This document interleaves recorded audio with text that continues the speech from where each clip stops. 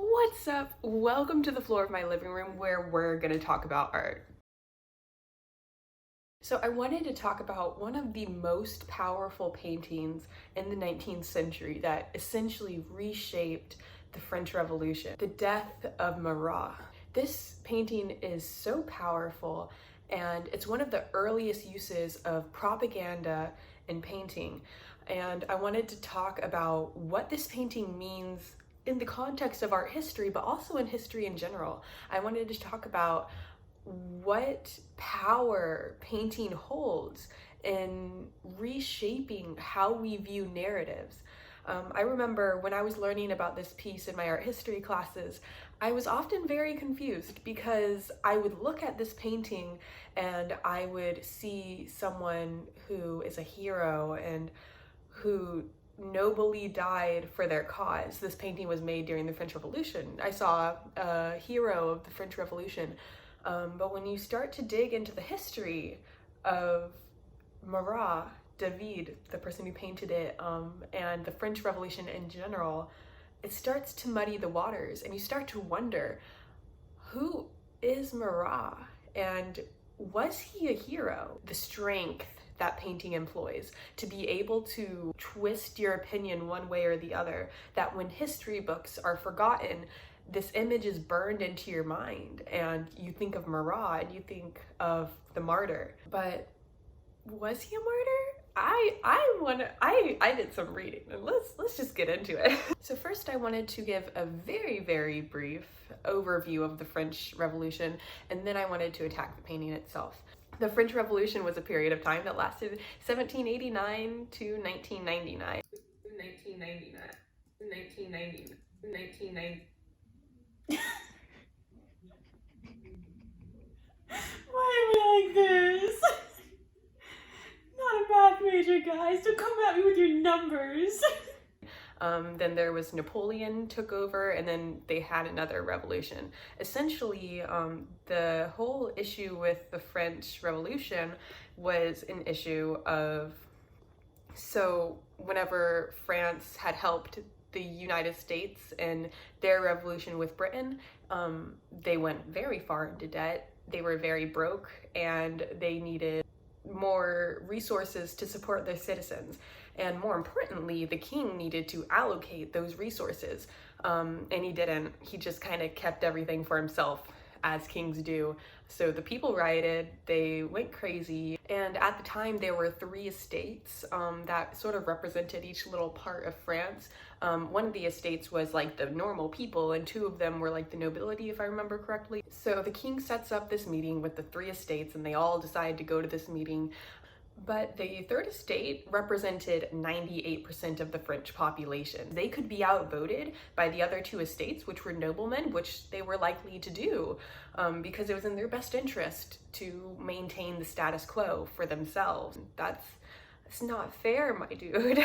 You can't have 3 estates and say this is France, and then one estate is 98% of them. No, we need some changes in this house. That's what the French people were thinking. So essentially the 3rd estate meets alone and they're like, yo, let's make some changes. Yada yada, French Revolution. So you know the deal, they execute the king and the queen, and after they execute Marie Antoinette, the queen, what follows after it is called the Reign of Terror, and it was a 10-month period of just brutal massacring anyone who vaguely didn't identify with the beliefs of the revolution. It was a very paranoid period of instability, of people accusing their neighbors, and they were literally inventing new ways to kill more efficiently because they just had so many people they wanted to kill. It was really bloody. It was really insane. How many people died? Let me see. 17,000 people in less than a year were killed during the Reign of Terror. Those are the official records. Imagine how many more were killed off the book. Like, oh my god, just like the thought of that. And I would not want to be living in France in that period of time, bro. Okay, so let's get on to the painting. So let's look at it. What do we see? So Marat lies dying in a bathtub, letter in one hand, pen in another, You can see a knife on the floor. You can see a wound in his chest. Personally, when I first saw this, I saw a committed and honorable man who remains working to his last breath. The letter reads in English. If you were to zoom in there and translate it, it says, the 13th of July, 1793, Marie Anne Charlotte Corday to citizen Marat. Given that I am unhappy, I have a right to your help. Essentially, there's a letter that he's reading, asking for his help. As the story goes, Charlotte Corday entered Marat's house under the guise of asking for his help, and instead she entered and stabbed and killed him. So one thing about this painting that that's crucial to understand is where it falls in the art history timeline of what's allowed to be depicted. Because originally from the Gothic period onwards, we only depict kings, queens, and religious people at this time, unless you're like commissioned and you're super wealthy and you have the money for that. But if you're just painting, you can only paint history paintings, you can only paint mythology, you can only paint kings and queens. Painting had a purpose back then, and you couldn't divert from that purpose. It's very strict. It's really important that David chose to paint his friend at the time and someone he knew current day. That didn't happen back then. That's why this painting is one of the first propaganda paintings, because propaganda is something that lies a little bit to gather opinions. And that's what this painting did. It lied a little bit to gather people in the name of the cause for the French Revolution. And it's important to understand too that David followed these rules, so to speak, of proper painting. He did paint history paintings, he painted mythology. He was one of the most well-known painters in his time period. He was very well respected. To have him paint your portrait would have been one of the biggest deals of your lifetime, or death time. I'm sorry, Marat. Am I sorry? I don't know. We're gonna talk about that later. Painting common people didn't happen until the realist movement in the 1940s.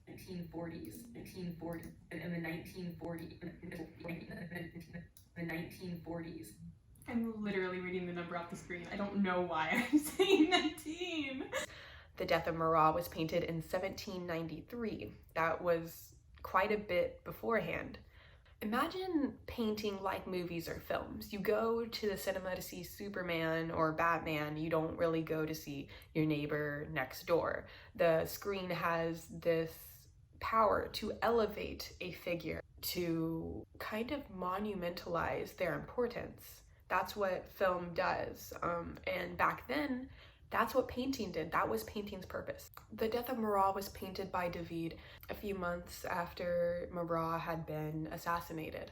That fact alone makes the painting monumental because it was one of the first paintings to use a contemporary figure. Let's talk about other ways that David has elevated Marat in this painting.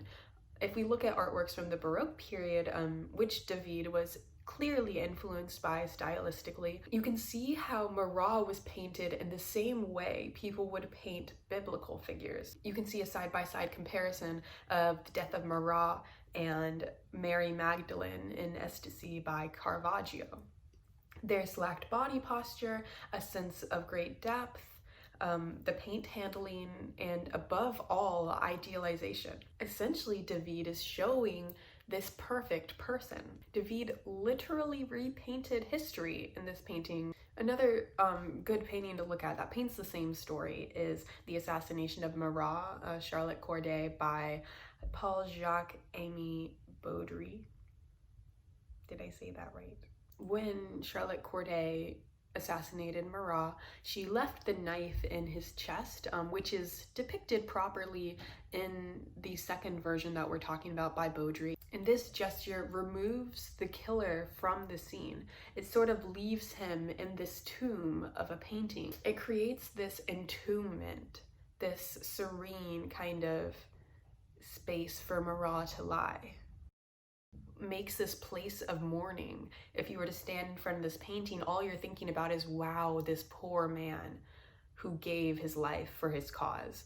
And if you look at this other painting, you don't get that feeling. You just see something happening, and it just sort of tells the facts as they are, and you can tell how that's kind of less impactful. It's definitely not as monumental as David's version. What this painting doesn't tell you is that Marat was considered by a lot of people to have been responsible for the September massacre. So Marat was a journalist and a politician back in the French Revolution era, and he was very strongly on the side of let's kill people in the name of the French Revolution. Marat was an active member of the Committee of General Security. He supported and advocated for the violence and killings in the name of France. Charlotte Corday, the woman who assassinated him, it's kind of not entirely decided upon if she was aligned with the monarchy and wanted the monarchy back, or if she was just a more moderate person who also wanted a republic for France but didn't want all the senseless killing that was happening right around now. Whenever she assassinated him, she said, "I have killed one man to save 100,000. As the story goes, Charlotte Corday brought Marat a list of people to be executed. She said, "These are people who are enemies of France and they gotta go." And Marat said, "Thanks, they'll be executed next week." When he said that, Charlotte Corday stabbed him. That's all it took back then. It was just your name on a list, like no fair trial, no nothing. Corday sincerely believed him to be a dangerous and violent voice against the Republic of France, responsible for killing thousands. He would have been responsible for killing hundreds of thousands. By her own word, we don't know for sure. He never got the chance. And yet, here he is, a monumental martyr. So here's where I want to get into something. Was Marat a martyr? Was he a hero of the French Revolution? Or was he just someone who happened to be friends with one of the most famous painters at that time, and that person had the power to elevate and glorify him? Would Marat be nearly as monumental of a person now if David had never painted him? I absolutely don't think so. I think he would have died in obscurity. Was he just another tyrannical politician who got lucky and happened to have known one of the most famous painters at that time, who had such empathy for him as his friend to glorify him and turn him into a martyr? Is Charlotte Corday the real hero of this story? Did she save hundreds of thousands from being killed? Those are questions that I ask when I see this painting. I've always been a little bit confused by it. I remember sitting in what was called the Visual Resource Center at our school, and they would always play art history videos, and they played one about the death of Marat, and the entire time I was sitting there trying to figure out, is Marat the good guy? Is he the bad guy? What's going on here? And unfortunately, history is just not that simple. There is no clear good guy or bad guy.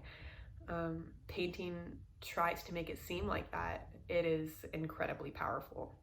And the death of Marat, although monumentally important today, it had its ups and downs whenever it was painted. It was pretty boppin' while the time David was alive, but when he died, I believe his family tried to sell it and were unsuccessful. It's kind of drifted through obscurity throughout history until a poet and art critic, Charles Baudry, revitalized it. After seeing it in a small exhibit in 1846, he wrote, and I will read from my screen.